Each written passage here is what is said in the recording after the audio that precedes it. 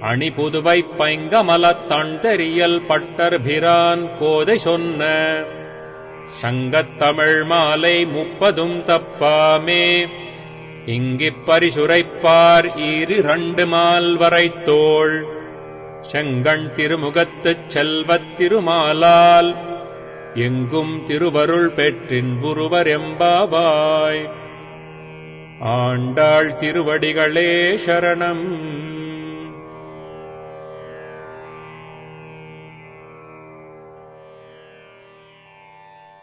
ఓడలతో కూడిన క్షీరసముద్రమును మధింపచేసి లక్ష్మీదేవిని పొంది మాధవుడని పిలువబడువానిని బ్రహ్మరుద్రాదులను కూడా తమ తమ పనులయందు నియమించువాడునగువానిని రేపల్లెలో చంద్రబింబము వంటి ముఖములు కలిగి అపురూపమైన ఆభరణములను దాల్చిన గోపికలు సమీపించి